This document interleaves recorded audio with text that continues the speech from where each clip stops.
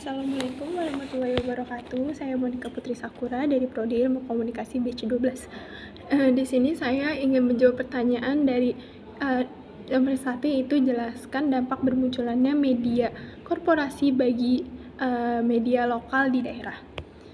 Nah, jadi dalam beberapa tahun terakhir ini kita juga melihat bahwa banyak media-media besar yang dikelola oleh perusahaan besar atau korporasi semakin mendominasi informasi di Indonesia.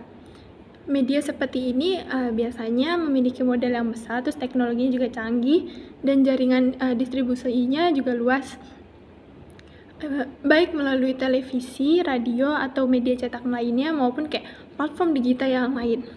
Nah, walaupun begitu, keberadaan media besar ini juga bisa ngeberi banyak informasi kepada masyarakat, juga ngebawa dampak yang cukup besar nih bagi media lokalnya sendiri, khususnya pada media kecil yang ada di daerah-daerah terpencil gitu.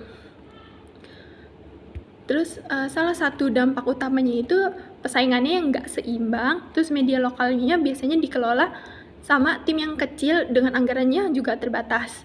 Mereka nggak memiliki peralatan atau fasilitas yang secanggih media besar lainnya. Akibatnya, dalam menyajikan berita atau kontennya kalah menarik nih sama media-media besar. Terus masyarakat lebih memilih mengakses berita dari media yang udah terkenal atau udah besar daripada media lokal yang masih kecil, dan mereka bakal kehilangan pembaca dan penontonnya mereka.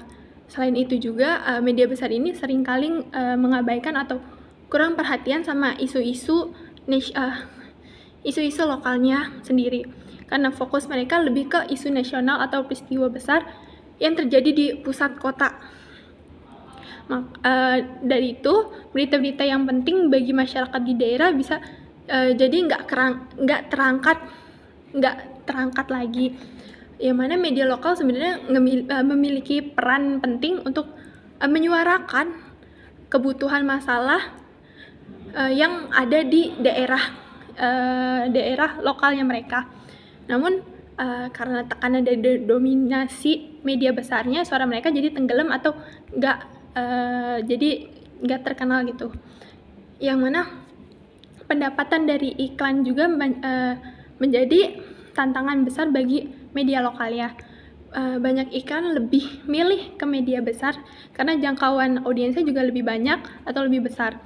Yang mana akibatnya media lokal kesulitan ngedapat pendapatan dari iklan. Padahal nih ada salah satu sumber utama pendanaan operasional untuk medianya mereka.